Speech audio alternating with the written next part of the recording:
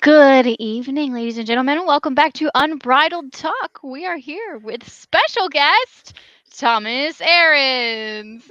Hello, everyone. How does my audio sound? It sounds good. I mildly feel like we've tricked people into thinking that it's going It to was be a good guess. somebody. Yeah, no, you are. I mean, you've got a lot to talk about when it comes to amount of games, your experiences. You've been riding longer than I have, so I feel as though you have earned your right to be here. You've had many injuries, and I feel as though we could actually learn something from you. Well, that is, I too am hoping that we learn something, and I can't wait to figure out what we learned from me. All right, so let's get in the story. Thomas, where you from? What you been doing? Who are you? Uh, I'm assuming, I'm assuming people that are watching this show probably know who I am. I got into writing probably 2000, 2009, 2008. I was actually going to get drafted by the St. Louis Cardinals or the New York Mets out of either high school or college as a catcher. I had my trainer, the guy that brought me up, was a scout for the St. Louis Cardinals, and I had decent potential. And this doesn't mean like I was going to be making $1 billion or anything else like that. Getting drafted doesn't mean a lot necessarily; it just means like I could be in the minor leagues. And then I decided to have three reconstructive shoulder surgeries back to back to back years, and that kind of killed my ability to really progress as a baseball athlete. And for the first time in my life, I didn't have a team sport anymore. It was just poof, it was gone. Mm. And that was really psychologically, it was a tough pill to swallow. And I was in a sling and I was watching, I think it was Jenny and my mom. I think Jenny was riding Chip at the time in the backyard. And it was a sport. That was a team sport. There was some physicality to it. And I was desperate enough that I would give her sport a chance, honestly. And that's how I felt at the time. Like I need something. I'm highly, if you don't know me, if you don't know my mother, Linda, my mother is highly competitive. She once punched out a woman playing soccer as a kid. I was there. I'm And so I pretty get, sure she just pulled her hair and then like well, threw her to the ground. my father argues that she actually threw some hands. Regardless, I get a lot of my competitive spirit probably from her. And I was craving that team environment, that competitiveness, and that's how I got into writing. Mind you, it's funny with the camera angle and everything because, as you know, in our alternate life, but with the logo behind me, people walk up to me like, "Oh my God, you're taller than I realize." And so, if you don't know, I'm actually about 6'1", 6'2", and I'm built like a running back. You're And 6'1" so for sure. and so with that body style, it was quite interesting to try to get into equestrian.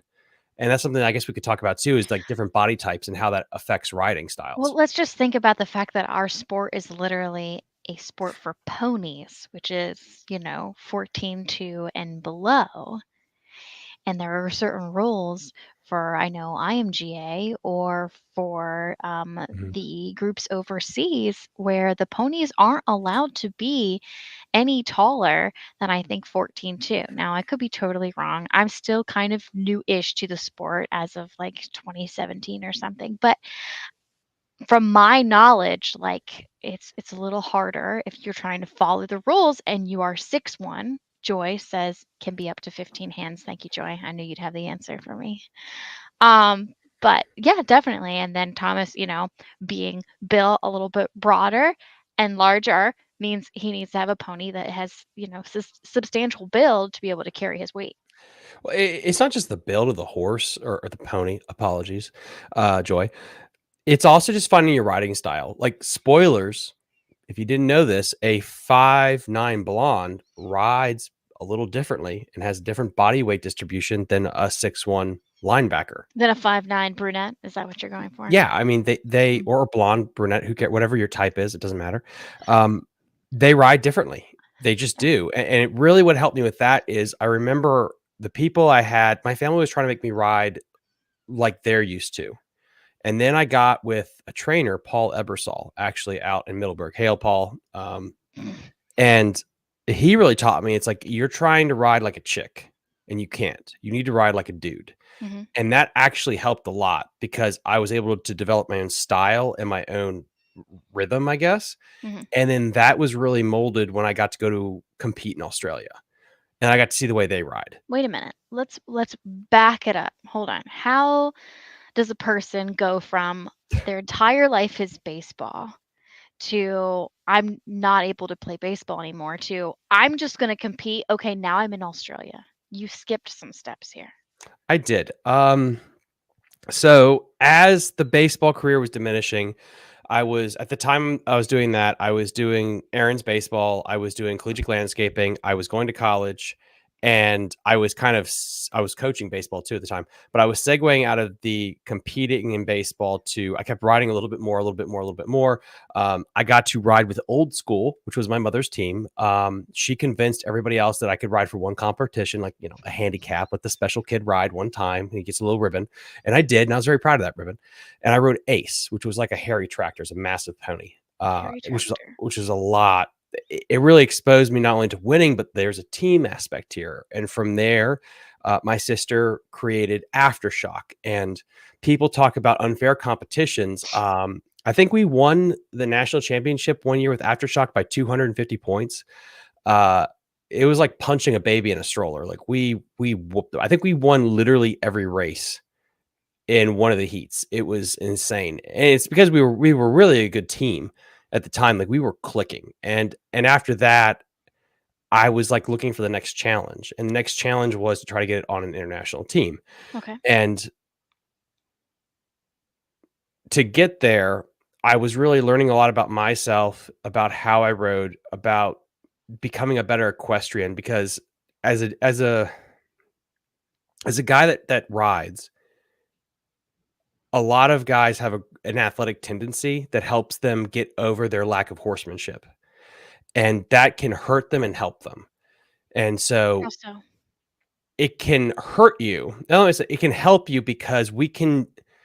So, like my hand-eye coordination, people have probably seen this in the past where me, my brother, Brian Adderhole back in the day, you just do some weird genie stuff with either picking something up, throwing it in a bucket, stuff like that. It's just the hand-eye coordination that I was just gifted with because I did baseball and stuff. Mhm. And so because you can get away with doing things, oh, I don't have to worry about riding good because I can jump on and off so quickly. I can kind of try to use my physical attributes to make up for my lack of being able to position the pony in the right position. And that at the beginning was a good thing because it made me find success and people wanted to ride with me because I was one of the people that could jump on and off. I was very athletic. That made up for it.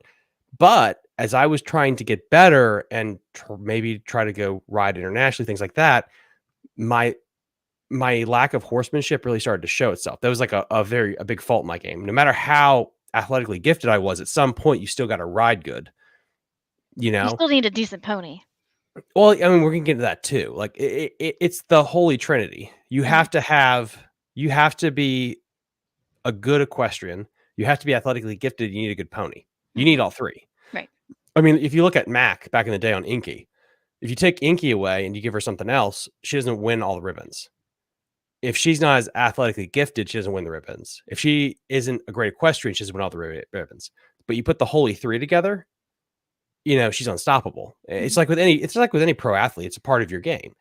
And so I think that answered your question. I don't know. I feel like I was rambling there for a little bit, but Well, we have two kind of questions that are basically waiting to be answered. The first question was originally, how did you make it to Australia? How does one person go from baseball to Australia in mounted games? But then the other question that kind of just naturally happened was, um, like ponies. Like, what ponies were you riding? How did you just, get good at riding? Who I were you worked riding? I don't think I'm a good rider at all. First, I just want to say that off the standpoint. You look at like Punk Rock Pony have been doing this for 10,000 years. You know, Kelsey, my sister, they're good riders. I'm just physically gifted as an athlete, and but it's just it's the truth. Like if I Toot your didn't, own horn, please. More, well, more. I'm tooting my own horn as the things that yeah, I'm athletic, but I can't ride. Like if I wasn't athletic, I wouldn't be able to do this at all. I wouldn't be out there. And I guess that's my point. Is like it's more of a respect thing to I them. think It's like, you can ride. eh, Not anybody can hop on Charlie. Like, the pony that you have is is oh, 100% like, he's not an easy ride. Like, you can't just throw anybody on Charlie and he will well, be yeah, successful. but Charlie's also like my 10th animal. You know what I mean? And So, I think this is a long-winded thing, but this is why we're on a podcast, aren't we? right. Um, I mean, going back into it, I started with Ace, and then I got Gwen, and then from Gwen, who did I get after that? I think You my didn't have a sister's in. Sasha at some point. Now, Is that my later? sister's in the chat. She knows all the horses because she's owned half the horses in North Virginia. Right. Um, Kenny says, "Thomas, you're a great rider." Like, how does someone vault in an Australian stock saddle? I'm a Literally. masochist also. But anyway, so with getting back to your original question there, I was really trying to push myself to get good at it because I really wanted this to be my sport. I really wanted to get into it. I really want to make a strive to become a masters rider. Back in the time it was called masters, not open.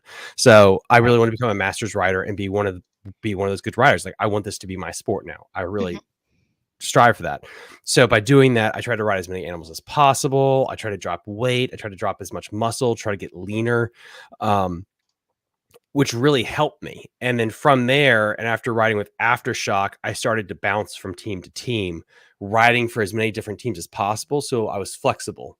Mhm. So I wasn't just set on a team. I was used to riding with different people. I You did weren't that for a stretch. stuck riding a specific position, Yeah. riding with the same exact people, which honestly helps create, like, a really well-rounded games rider. Joy wants And to know if you rode Halo.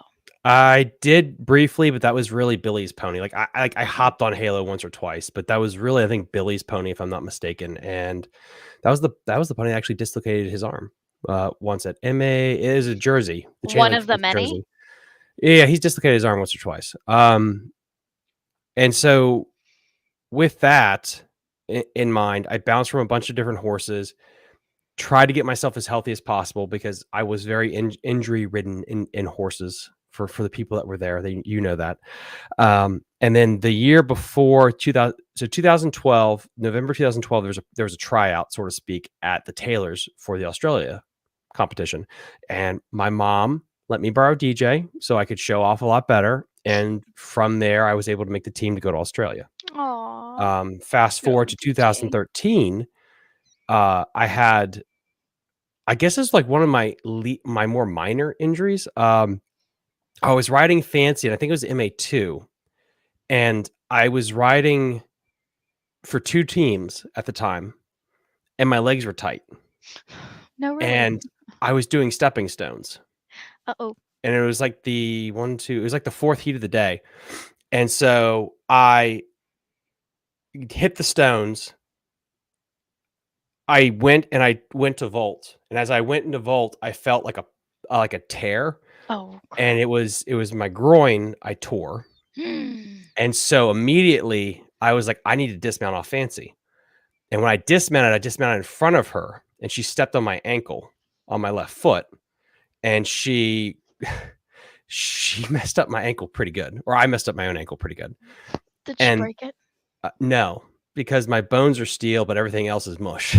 I've never broken a bone. My heart Knock on almost. some wood, please. I mean, yeah, knock on I wood. I don't mean, need like this to be the year.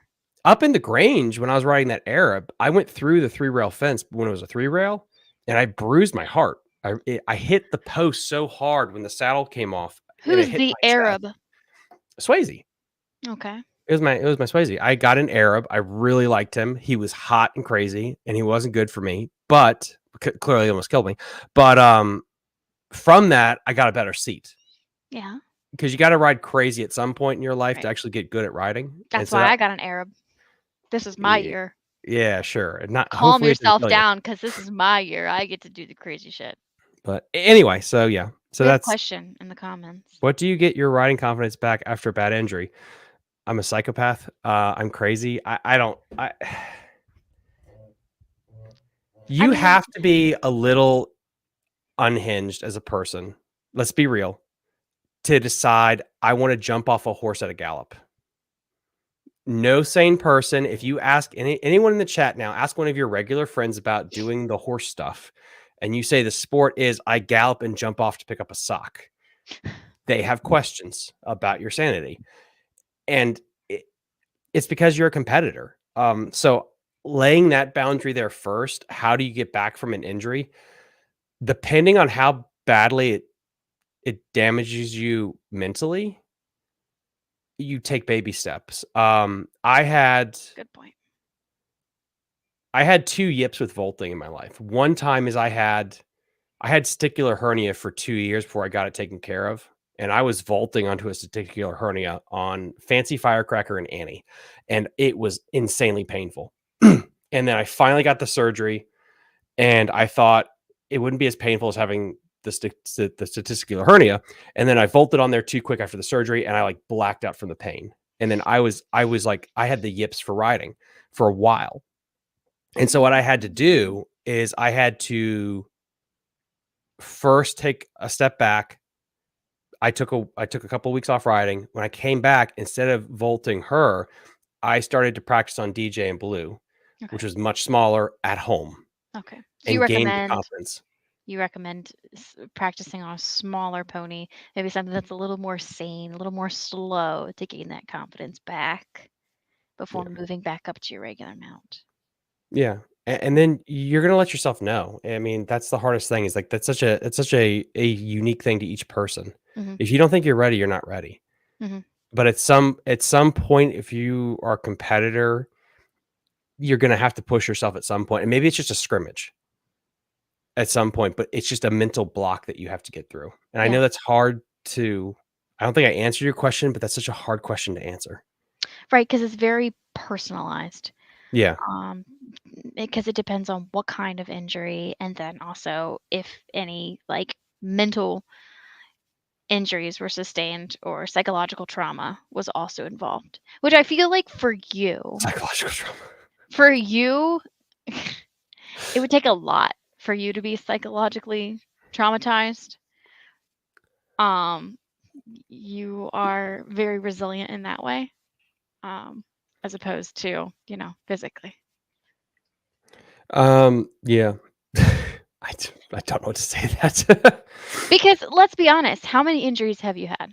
Let's just briefly go over them. I've You've had had 6 concussions, uh, uh, uh, testicular rupture, 3 shoulder surgeries. I broke my back, yeah, almost broke my ankle, severed my hamstring, I tore my groin, and had third-degree burns in Australia, but that's a whole nother conversation. that's different. That's Uh, self-made. yeah, so So about well, not a few, counting the a 6, few. counting the concussion as 1, not 6 altogether, you've had 7 That's major not how it injuries. works. You can't count all the concussions as 1. What were the concussions from? Baseball, your previous life?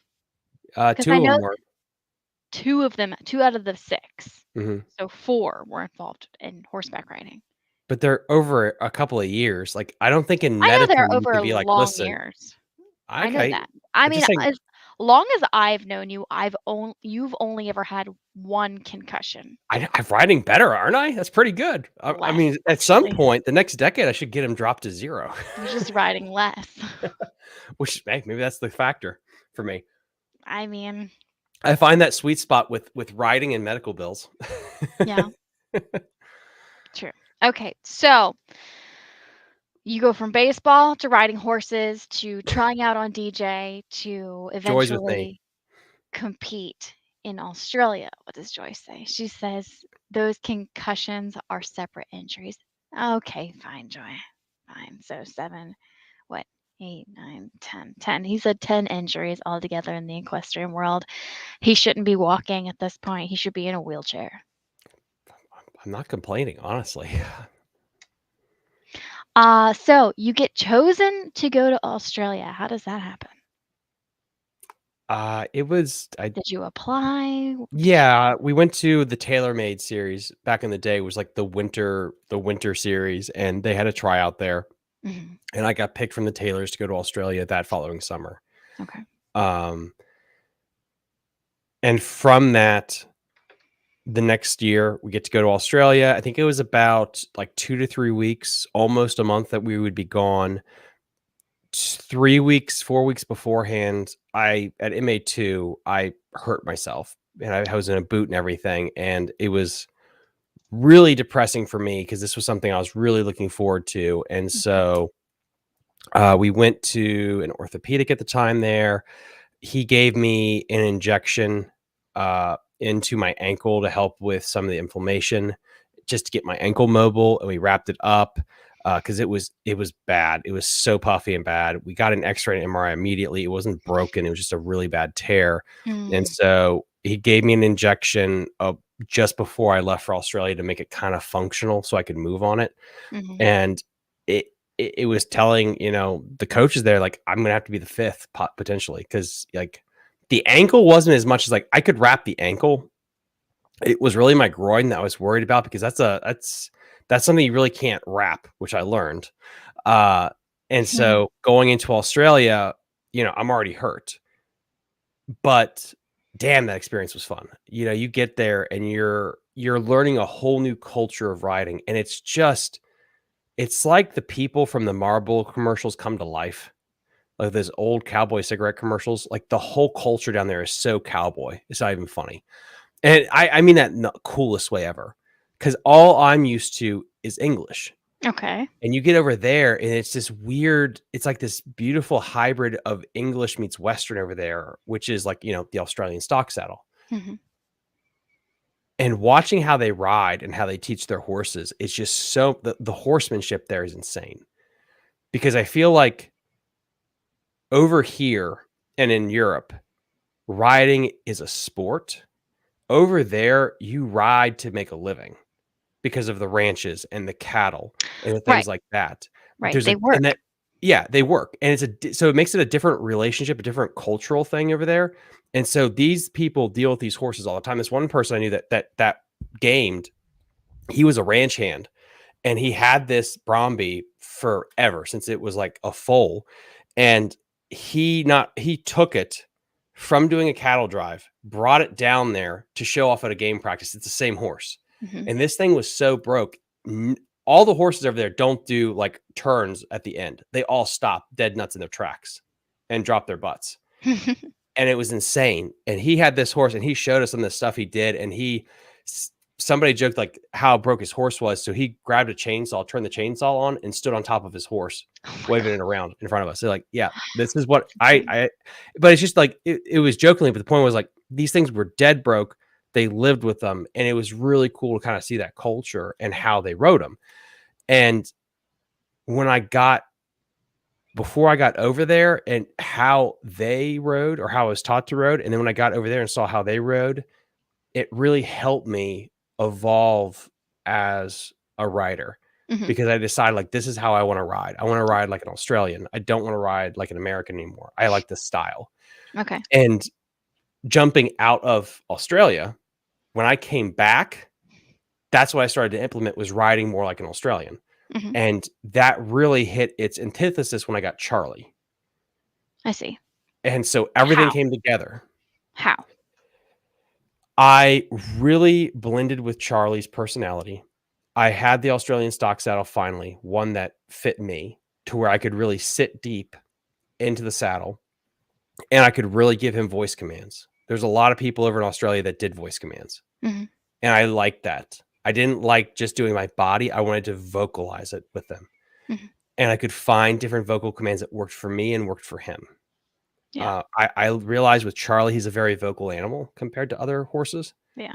I feel like mares, like failed relationships, ignore you a lot of times, versus Charlie was very tentative. He's always listening to what you have to say. He's a very a- good boy. And I am very vocal, Yes. if people don't know that. And Right. so that was something else about the Australia thing that helped out. I was like, oh, I like this. That's something that really works in my DNA. And so I could set him up way easier because I could Mhm. start using my strengths, which were vocal commands. And then with the Australian stock saddle, I could really sit and drive back and forth. And one thing that they even said over there is like, stock saddles, if you guys don't know, it's like a weird blend of an English and a Western saddle, and it's got these nubs in the front. And what those nubs really help with is locking you in. What? Nubs? I don't. What would you call them? Actually, you have screen share capability, right? Why don't you Yeah. whip up a picture of a Of a nub? yeah. Okay, well, while I do that, you go ahead and you answer Joy's question. She wants to know if you went to Australia through USMGA or MGA. I Oh have no idea. It was in 2013. I've had some cushions before then or after my that. gosh. Hold on. I think it was MJA because is with the Taylors, if I'm not mistaken. Okay. And then Caroline says, on the subject of concussions, I really recommend the Team Avid MIPS helmet. Save me from extra concussions. Perhaps I should wear one at work too. Yeah, having the right helmet's very important. And also doing just learning how to fall actually helps too. It's not going to like protect you from all concussions, but I think a lot of people don't learn how to fall. One thing that I learned in my few riding lessons when I was a kid is they taught me immediately how to fall. And, not reaching out, not trying to sprawl, but just kind of going limp and just going with the fall. Can y'all see this? Can you see it, Tom? Yep. I think Joy's question is still up there too. Okay, but can you see the Australian Mhm. stock saddle that I I have can. pulled up? And it says knee pad is what you were calling a nub. My So, apologies. so all right, there you go. So with that said, the nub, which I like that now, Well, it Joy really thought they were called thigh blocks, which would make sense because I'm pretty sure that's what they're called in like dressage saddles. let go of the reins. That's what killed Christopher Reeve. Yeah, 100%. No, I smell like so. If you think you're gonna fall, I personally on the side tangent, I think you get hurt more on a fall when you don't commit to the fall. Yeah, As a yeah. person I was blessed for a while when people actually wanted me to announce races before I got kicked out of announcing races, to watch a lot of people fall and actually be able to watch it. And a lot of the people that fall, it's almost like they try one extra time not to fall. And it's just so weird. Like when you watch people, like they try to vault and they miss the vault. And instead of like being like, I missed the vault, I give up. They're Mhm, like, if I just try one more thing to get on mhm, and they crawl up a little bit more, that's when it's like they're about to get bucked off. mm, You know what I mean? And that was so cool about sitting up in the box and watching this. You could tell the people that were going to get hurt because it mhm, was like they missed the saddle and they're on top. And instead of like bailing and being like, this sucks, I'm out. What they do is they try to get one more time, they get bucked out, and boom, they're gone. Why were you kicked out of announcing the races? You were really good at it. I wasn't kicked out. I couldn't go to any more of the events that year. I I think thought what ended up happening was some of the organizers wanted Tommy to be there, and some of the organizers had already pre-scheduled other announcers to be announcers. So, do you agree with that with the fall or not? yeah, I think that you definitely fall a lot harder whenever you're trying not to fall. And I'll just say from my one-ish experience of falling and having my first ever concussion, as well as my equestrian riding based concussion. Um, I definitely when I knew that I was falling, I just gave into it. And that's probably why I wasn't as injured as I could have been because I Caroline, here's wasn't a good really point there. trying to catch myself. I was more so like I kind of just like I don't know, I went limp. And like I mean, you saw it happen. You thought I was dead. So, Caroline says, I agree. I've been more hurt in falls where I try to stay on than when I tried to get out of the way and land okay. Yeah. Yeah. Yeah, and I Joy think says that's you have to what's tuck and roll. if you're doing this sport, it's kind of like what's the Hmm. lesser of two evils? Hmm. You're gonna vault, you're gonna get hurt, Right. You're going to fall.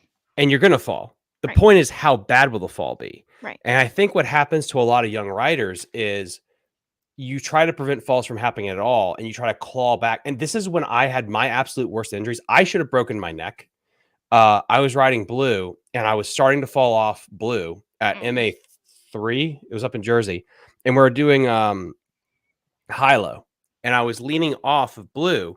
And again, I wasn't being a good equestrian. I wasn't worried about where Blue was set up. I just mhm, saw the ball, and mhm. I was reaching for the ball, and I didn't understand. I She was listing away from the target, and I kept reaching, Okay. and I was And you sliding just out of thought you could reach it. the saddle.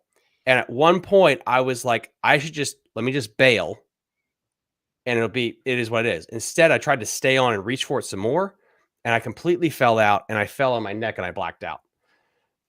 And I didn't come to until much later on because apparently I rode the rest of that session, and I don't remember what happened. Um, but it Joey says was make sure to get your head out of the way and rotate onto your shoulder. but had I just bailed and been like, I'm about to slip, Mhm. I'm just gonna fall, I Right. would have been okay. I wouldn't have been hurt as bad. But Ride it was me safer. like, yeah, ride safer. And so that would be the big thing there, going back to the vault question is like if you feel like you're slipping and you're gonna fall, bail Mhm, because it's gonna be less damage you take than if you try to crawl along because that's when you're gonna get trampled. That's when you're gonna fall on your neck. That's when you're gonna get bucked off. mhm. Oh my gosh. I once Margot says, I once broke my arm tucking and rolling after a fall because I tucked and rolled into a tree. Why was there a tree in the ring? What the heck? did the tree surprise you? Did you not see the tree coming? Trees can be sneaky. Ah. All right. I, So I, your experience once you get back from Australia, I want to know what happened there because now you no longer ride in Masters. Your primary division is O25, aka fossils. so what's the question? I just want to know how did you get from Australia to where you are now? After Australia, I had to like recoup for my injuries. Spoiler. Uh, and so I rode a little bit. I got healthy. Um, the flight and stuff messed with me a lot. I got down to like 200 pounds after coming back from Australia. I look great, but it was like I had eating issues and everything. It was weird because again, the flight to Australia is no joke, and it messed with my system. And Oh, so sorry to interrupt you, but Margot said she was 5. Okay, you get a pass. When you're 5, you get a pass for whatever. Joy says that there's a program called Land Safe where they teach you to fall. I've always been interested in learning how to do that. so was that where they just kick you off a horse and you pay them to do that? I think actually I've seen videos of where you're actually on like a mechanical horse and it kind of looks like a mechanical bull and there's like mattresses on either side and they basically teach you to fall off and they teach you the muscle movements so that by muscle memory anytime you go to fall you will land safely like Hmm. on your I don't know probably not on your back but anyway I've always thought that that would be a great thing to participate in considering I'm an adult and can injure myself easily. All right, sorry. I'm sure you remember what you were talking about. I do not. You distracted me. I'm so sorry. It's your specialty. You were saying that you took some time off to recover from your injuries. And then from there, what did you do?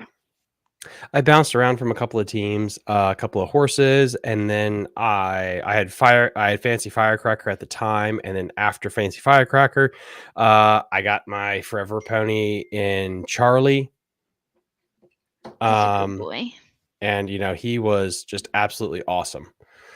And from there, I was able to develop him, and that was a really good decision getting Charlie. And I had a pony I could really finally teach from the ground up and grow with, Hmm. which was really good. From So, there, how did you find Charlie? Where did you Jenny, get him and from? we shocked everyone in Northern Virginia finds their pony from Jenny or the Calhouns. Actually, I'm pretty sure you got Charlie from Shannon. Well, yeah, but I thought we found it. I thought Jenny found it from Shannon. Well, she probably found him, but you bought him from Shannon. And so he had the foundation and the games and the Well, training and everything. Give her sounds credit. like you already know the story. So tell me, how did I I find the do pony? know the story because I'm married to you, but I think it's definitely your story to tell. So I'm asking questions for you to tell your own story. Oh, okay, hold on. Gonna cut you off again because Caroline says, I had an instructor that used to sneak up and shove you off during lessons to practice falling. I'm sure that was also super safe. Oh my gosh, terrifying. And Joy says, "Yeah, it was Shannon. Duh, Tom." Hold on, I'm trying to pull up a photo of Charlie so we can show him off because he's so gosh darn cute. I'm gonna find a photo where you're actually riding him and it's not me. So Charlie is. Do you know how old your pony is now, Tom? How about you tell me? Charlie is like 20 years old now. He's an old man. He's such a good boy though. He's currently He's also the pony you learned on.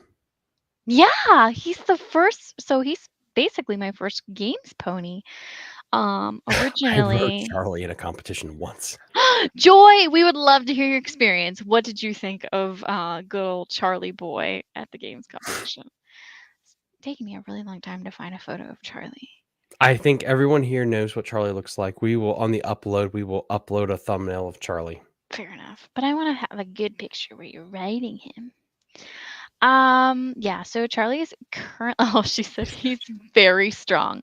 He is. He's very, very strong. Not a mean bone in his big strong body, but he's 14'3" and Compared to your pony. quarter pony slash um what is he? Pacifino cross. Yep. He is the sweetest little thing, uh, but he is big bodied and Like a definitely a difficult yep. pony to handle if Like you a are quarter horse with Tourette's. my sized. Yeah, and he can turn on a dime. He knows his job 100%. He knows exactly what he's doing, and it's super cool to watch him go. Caroline says, "Is he really 14'3"? He looks taller." He is. So he looks taller when I'm on him, but when Tommy's on him, he looks like a regular pony. Hold on, I'm sending him to you, Thomas. Send. All right, now I get to share my screen. Show everyone what he looks like. Yes. Not is he losing his gait? Is You wanna Charlie pull that gated? question up? Yeah. So, okay, that's a really good question, and I wish Genevieve were here tonight, but she is currently away on work leave She's in again. England. She's in New Hampshire, Basically England. basically England. She's in New Hampshire with her mom this weekend and work, and she would know the answer to this, but I would say that he's basically half gated. So he just has funky strides in there sometimes, and he still kind of like looks like his front feet do kind of like a mixing bowl movement, but he walk trots, canners, um, New England. Joey's gonna totally correct us on this. I love her so much. But yeah, so Charlie, he's got like 4 gates because of it. But we never really ask him to do like the gated part. So he doesn't do that very often. Thomas, you gonna talk to Joy? Is the question for me is wait a minute. We are New England. Oh. Mm-hmm. Yes. Guess what? Come down to us. Come down to the South. She's like, what were the men of the North from Game of Thrones?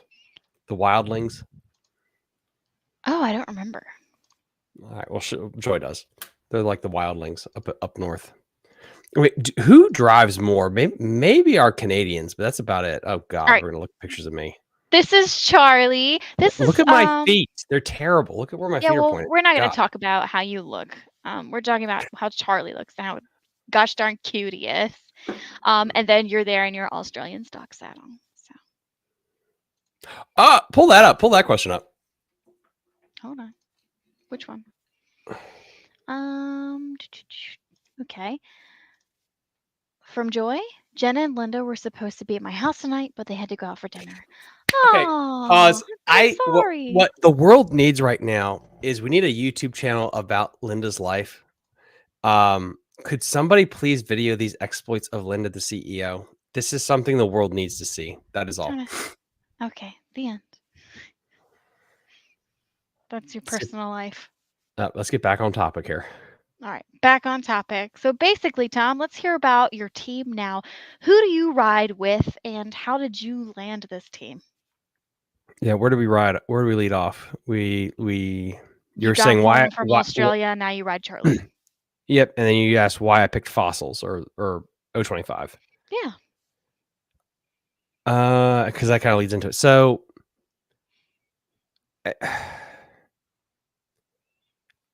I am I'm a competitive individual, and I enjoy riding, and I enjoy getting pushed, and I enjoy the team aspect, and with all that compiled into it, I also kind of want to be competitive, and I feel like the teams in O25 for the most part, they're tighter together when it comes to the competitiveness amongst all the teams, and it's not.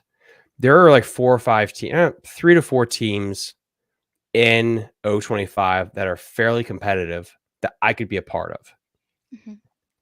And so if I stayed in O25, I had a higher opportunity of being on a competitive team. Not that we were going to win it every single time, but So you're saying you're a ringer. not that I would be. I don't know if I was a ringer or what you would say with it, but everybody that could, everyone tried to just leave to go be an open just to be an open.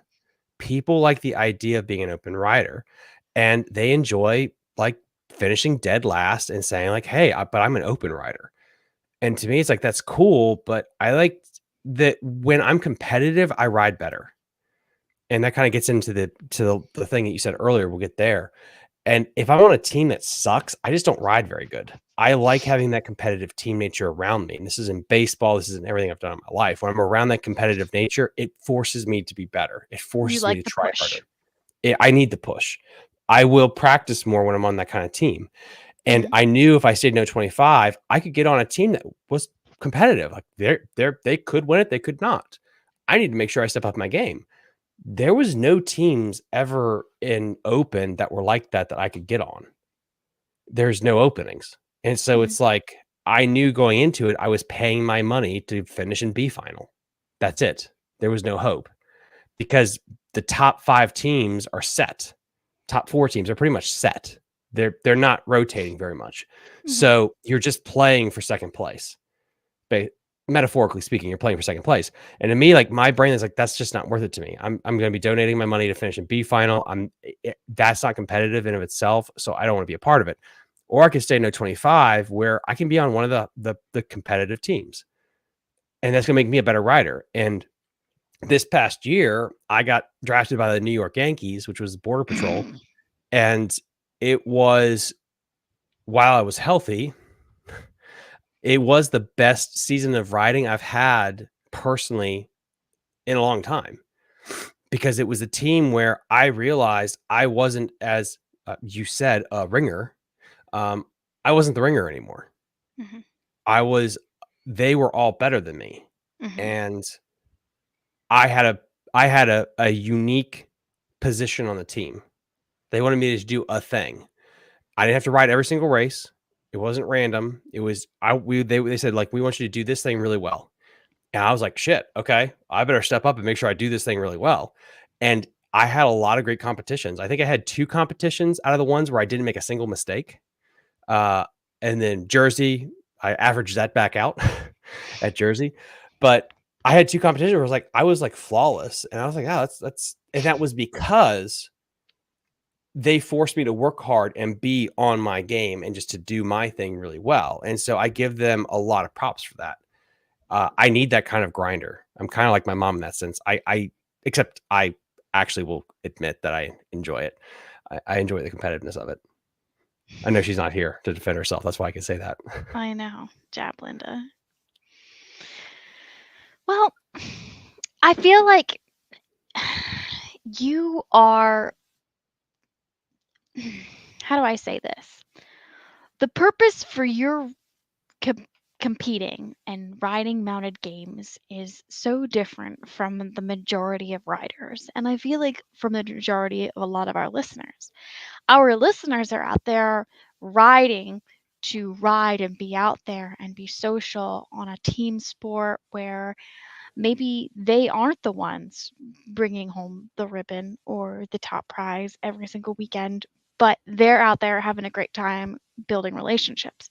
Whereas I feel like you more so seek that that push. You want to be the top. And if you can't be the top, you don't understand the purpose of even being on the field. And it's not the quest for perfection is not achieving it, but it's the journey towards it. And it is the idea of always improving. If you are somebody that has been brought up in a very competitive household or you are culturally very competitive, it's not about getting the trophy. Mhm. You know, Michael Jordan talked about this a lot when he would win. Michael Jordan is a basketball player, by the way, Carly. Um, when he would win some of his rings and he wouldn't be celebrating after he wins. Um, he would be out there just shooting and practicing. And people would ask, like, why aren't you out partying? You guys just won the championship. Like, oh, I didn't shoot the basketball very well. And so I got to go improve on that. And then it's like, wait a minute, you just won a championship and you're saying like you're not celebrating because you didn't perform well. It's like, yeah, I didn't perform well. And so it's not about necessarily winning the ring. It's about that constant push to get better. Mhm. I'm just here to try not to fall off or get thrown off. We all are. Caroline, love you. So, and I guess just to try to answer your question there, I think that's where like I come from is yeah, like I mean to say like I socialize, I do socialize. I really do enjoy socializing with everyone there. Oh yeah, I, 100%. I think the competitive nature of me is just where I feel like I get to improve Mhm. because a hotter fire makes a stronger steel. Yeah. And it forces me to focus. And I think I get again, that's my personality flaw. I 100% understand that. But I also like the technical thing about it, like how you ride a race, how you get better, how you Mhm. incorporate team stuff into it, which is I think the biggest advantage I think I have compared to a lot of the field is I come from a team sport background Right. where a lot of people don't. And so it's like if I have to sit out a couple of races, I'm not going to complain because it's like a team sport. Sometimes you sit out. Yeah. You know, the quarterback doesn't play every single down. That's He comes off. interesting. I'd love to hear you expand on that just a little bit because I do know most teams in MGAA really have the same number of people that sit out every race out of fairness because we all paid the same amount to get there. However, your perspective is a little bit different because you think if you know that you have a team member who's better at a specific race than you are, then why not let you sit out more races? So Is that a that's statement or a question? That's more or less me analyzing your perspective versus the majority. Because I come from a team sport, Mhm. and if we're a team, if you're coming from it that we're just here to do a competitive trail ride, and we're all here to have some food and to dance and to socialize, and we all need equal representation. 100%. That's a great value to have if that's what your team culture is. Yeah. If you're coming at this as like this is a team sport, like baseball, basketball, or soccer, in every other professional sport out there, you don't get to the field and be like, hey guys, equal representation. Everyone plays the same amount of downs. Everyone has the same amount of points. Is everyone going to be happy with this? Mhm. No, it's a team sport. And it's like what makes team sports fun is the fact that you do sacrifice and you do give in. I do love that the one live stream I'm on, none of my teammates are in the chat to back me up on this. I just found that kind of funny. I know. Well, I sit out the vault races because I am slow and I can't get on my pony. It would hinder my team if I played the vaulting races. Um, and so my fact is, it's like if so. Example is if I had a race I was terrible at, let's say litter. Litter's a classic example. good. Um, Yeah, that's a good one. I could ride that. Mhm. If I haven't, if I already sat out two races, or three, let's say three races. If I sat out three races and litter comes up, I could ride litter. But if I don't finish litter, does that help the team and does that help everyone else's experience? Yeah, no, it makes everything horrible. It makes everything worse. Right. And if I wanted to get better at litter, I could practice on my own. But a competition is not where you practice, in my opinion, coming Yeah, back from that team aspect. true. And if you look at the teams that are really good in any sport, they have that team synergy of they just every race they put out the best team Mhm. and they do really well. And we all at them and like that's amazing how they do everything. because they always put their best foot forward. Right. Margaret says strategy. Some of my favorite wins are when the strategy wins over the skill or 100%. talent. Yep. 100%. And that's where I think it's so fun with I think gaming, and that's why I think a 4-5 team, a 4-person, 5-person competition compared to a pairs or individuals, I think is way better. Like I hate individuals to watch, and because it's like it's just basically who has the better car. And yeah, there's some skill and stuff, but every person you add to a race, there's the probability factor that something could go wrong, and then there's more of that strategy that gets into play. There's, I think, hot take, there's less strategy if it's a singles competition compared to if there's 4 or 5 of you. Way more strategy. Who goes first? Who doesn't? There could be an issue A lot versus more strategy. But if you're going to compare our horses as cars, sorry to interrupt you, but if you're going to compare our horses to cars, then basically we've built our horses. So the trainer, aka the rider, has turned that horse into who they are, and it's really a partnership. So I think sometimes it's cool to get to watch individual competitions where you see like that rider and that pony really truly shine without the hindrance of being held back in a team dynamic where they have to kind of step aside and let other people ride. no, that's fair. I'm just saying from my personal perspective. An example is this: if Charlie and I are on a 4-man team that's built right, we could compete against punk rock ponies. If I entered an individual contest with any of them, hands down, I lose every time. True. I lose every time. Yeah. So I already know going into most of those competitions who I can beat and who I can't beat. Hmm. But in a team sport of a regular event, our skill set comes into its own Right. because we aren't built for speed. We are quick turning. We can get on and off. We're steady. In a team sport, that is something that is valued. In a pairs and in individuals, that's not as valued as much. It's about how fast you can go because it makes sense.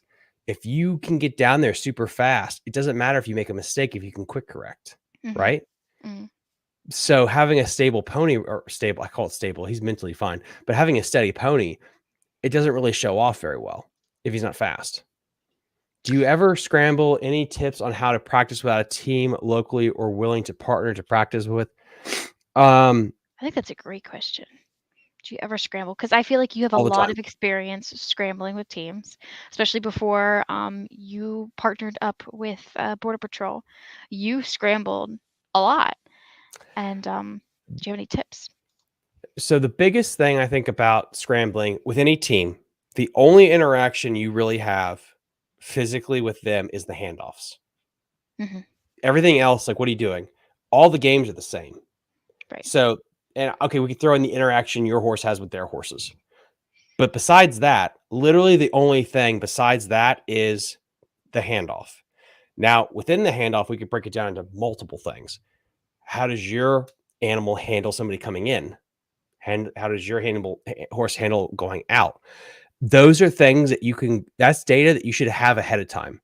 If you know that your horse is really good at starting, you need to tell that to whatever team you're scrambling with. Like, we can only start. Boom, Hmm. that saves a lot of headache.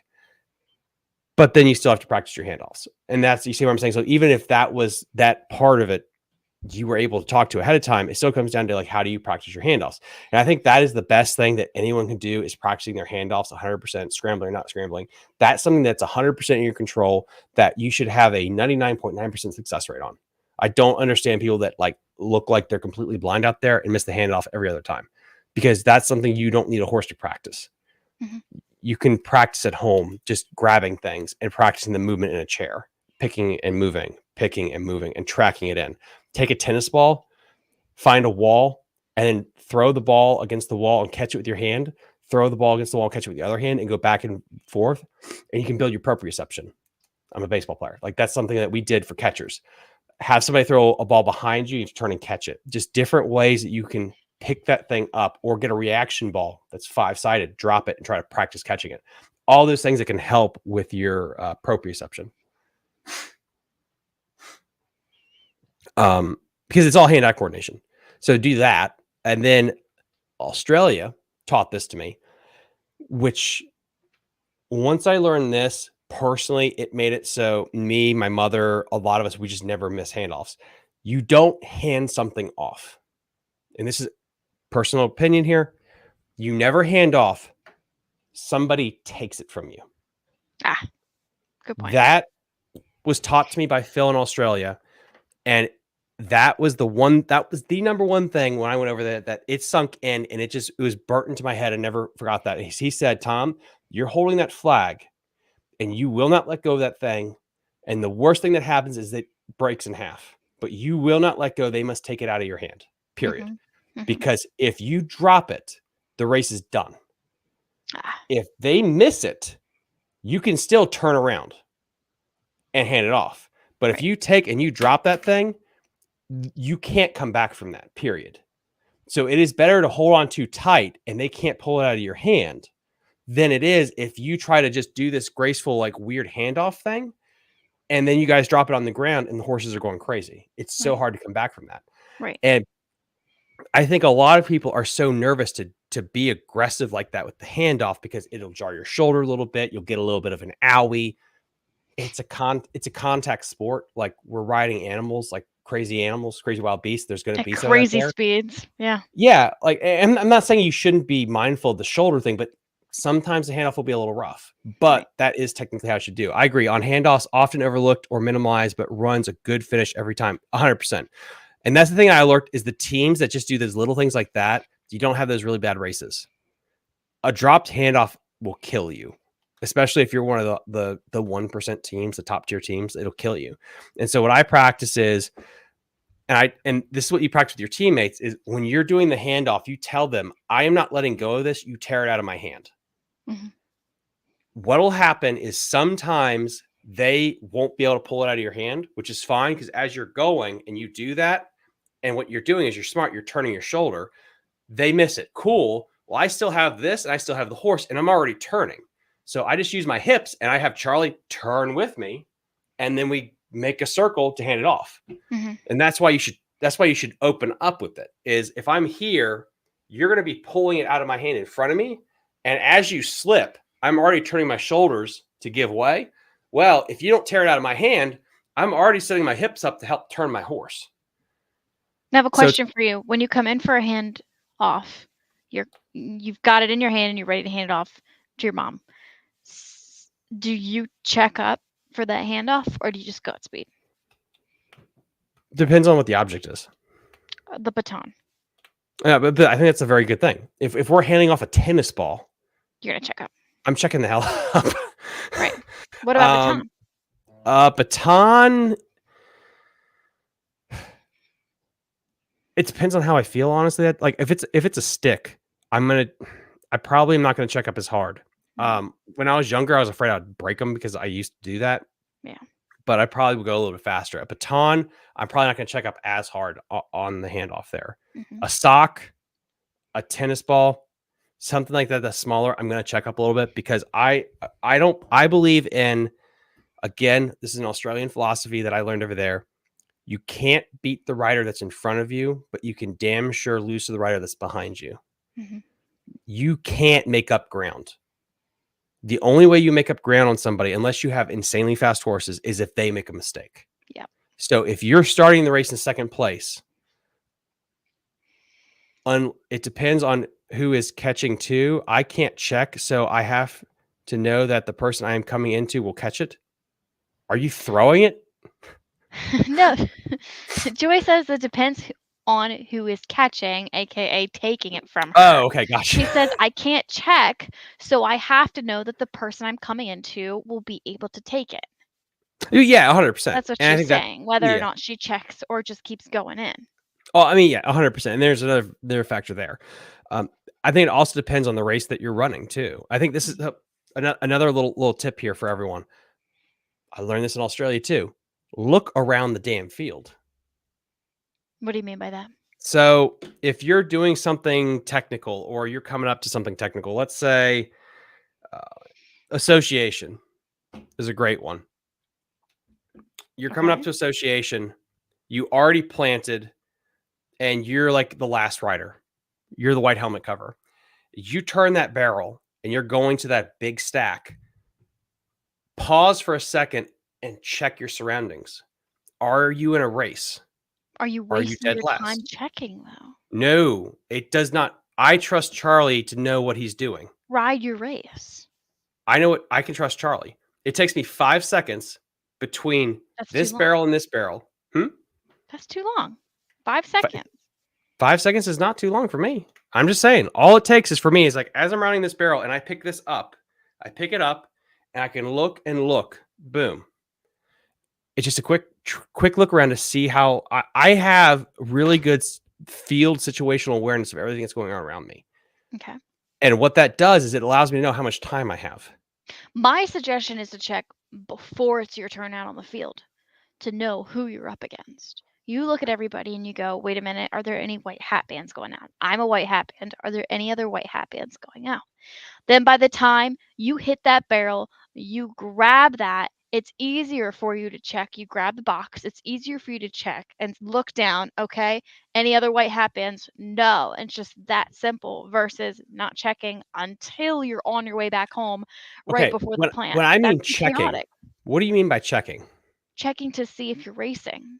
Okay, cool. Let's make sure we're not talking about checking the horse. We're talking about looking around. No, Okay, I'm good. talking about checking to make sure you're not racing somebody because that's what you'd said. Now, the only reason I'm like micromanaging or psychoanalyzing this suggestion is because I have been told in the past that me checking to see if I'm racing against anybody actually held me up and cost me the race. But if I would have just played my race and the race was 5 flag, but if I would have just played my race and not checked for that pick, I would have won it. But I lost it to the person who didn't check to look. Do you mean checking the? Okay, it sounds like you mean checking the horse and not looking around the field. So my horse doesn't go in a straight line like yours, so I have to be 100% focused on my horse. So then that's And the if difference maker. I'm not 100% focused on my horse, I can't trust that he's going to follow the pattern. So there's something there if you don't have If a psycho pony. But right. what I'm saying is for me to take my eyes and watch the camera, Carly. Watch this. If I go like this, okay, I just check the field. Fair enough, but if I look over this way, Remington goes that way. You have a very wait. Are you moving your hips or just your head? No, my head, but he feels me because He the feels your center, spine. think about it. The center of my gravity is in my hips. The center of your gravity is in your shoulders. So you can keep your hips straight. The center of your gravity still kind of like can move around, if that makes sense. No, but think about it. Guys definitely ride different than women do. Oh, I agree with that. Joy says it helps if your teammates can tell you if you're racing or not. And I Which means 100% agree with that. we need people that can yell. Well, you're good. So if you have a horse that's not a psychopath, I highly suggest that you look around the field because what I have seen is more people mess up races that would have been a slam dunk if they just slowed down. Okay. There's been a lot of races where they push too hard and they didn't have to push. Yeah, true. And what ends up happening is you don't get the first place, but instead you get a last place. And that's what I can't stress enough is all these people about being a hero. Yeah, you're right. In that race, you could have won, or you could have pushed and you could have bombed and come in dead last. And I think that's where it's not a 1-0 game Yeah. when it comes to the gamble. I could go like a bat out of hell on mug shuffle, and I could be like, well, Tom, if you pushed a little bit harder, you could have won. Or I could have blown up the damn barrel or knocked the, I could have knocked the bottle over and then I would have come in fourth. Mm-hmm. Instead, I checked up and we got a solid second. And it's people don't understand, but you didn't win. It's like, yes, but we didn't lose either. We didn't bomb. Mm-hmm. And the thing is, if you never bomb a race, you'll end up winning overall. But that's why I think playing clean is just like literally should be That's everybody's that's priority. what I'm But saying. Yeah, it's not. It's really not everybody's priority. I agree. That's what I'm saying. So like that's my tip there is try to play clean. Look around the field if you have a chance, especially if you're white helmet cover. If you're not racing anybody and you got to lead, take your time on hard objects. 100%. be clean with that stuff. One of my favorite comments, yelling from the team, "You've got time, not that much time." Yeah, like Not that much. because I think that's the hardest thing with all that is you want to push when you can push, but don't push all the time. Don't push through the technical stuff. There's just no point. You Mhm. again, you cannot beat the person in front of you. It's so hard to do that. You can only beat them if they mess up. And unless you got a speed rocket horse that's or pony, that's the only way you're going to do it. So just ride your race clean. And if that means you have to go around a barrel one extra time, As long as being you're clean. being conservative like that is so important because it's going to stop you from making a big mistake. If I Mhm. go around association one extra time and I plan it clean, that is better than if I try to hit it the first time and I blow up the whole thing, Right. generally speaking. Mhm. And so that's just a little tip I have there. And then with the handoffs, I think just to make sure we put a pin on that when you're practicing that. The hardest thing with learning the handoffs again is to be the person that actually holds the implement, not the person taking it. It's really nerve wracking when you're there and you're telling yourself that you have to hold on no matter what. And you really want to feel force on that thing that they're tearing that thing out of your hand because a part of your brain is going to be like, I want to give it. I just want to like let go. You want to be gentle to them. You got to ignore that little part of your brain. My mom and I had that thing happen. Um, the last competition I rode in with, what was it with? It was with Ring. It was with Ring. And Mm. I was coming in to take it. And I was coming in hard. And I went like this and I missed it with my hand. And I grabbed it like 3 of these fingers right here, barely had it because I wasn't watching. I basically went in and I grabbed it without looking at it. I looked at it for a second and I looked back up Oh, no, yeah. I hate and I that. had it with a couple of my fingers and mom ripped it out of my hands and we spun around. Mhm. And she's like, "I'm sorry." It's just like you didn't really have it because I felt that you didn't take it out of my hand, so I just held on to it. Mhm. Had she just let go, I probably wouldn't have had that thing. Right. But it stuck in my mind because she ripped it out of my hand basically. And it was because as I went by, I didn't tear it out of hers. Right. So she held on to it, which Right. was the smart move, and we quick corrected it and we went in there and we still did well. And it Right. was just that one little thing there that she had the cognitive fortitude to be like, it doesn't feel like he's taking this out of my hand, so I'm just going to hold on to it. Mhm. That is so freaking powerful there when it comes to handoffs. And if you do that, you're going to be great on any team that you go with. Yeah. Camp and just do that. Yeah. All right, Thomas. We're coming up on an So hour, it's time. almost 10 minutes. It's time for some closing thoughts. Uh, Thank you for having me on. I really appreciate it. If there's a guy out there that's thinking, I'm interested in getting into mounted games, but I feel as though this is a female dominated sport. What would you say to them? It is. And Just it can be really fun. You just got to find your clique, find some other guys that ride just so you can hang out with. You don't feel completely isolated. And learn your own style of riding. Find a horse that you click with and don't be forced to ride any one specific style. Find what works for you. That's so important to find what works for you in a horse that or a pony that matches your DNA. awesome. Well, thank you so much for coming on tonight, Tom. We really Thank you enjoyed for having hearing me. your story. Joy says there are a lot of guys playing mounted games. Very true. And they're usually very natural at it. All right. Ready to wrap it up? Joy says, I'm thanks ready. for coming on, Tom. Thanks, everybody. Have a great day. Bye guys.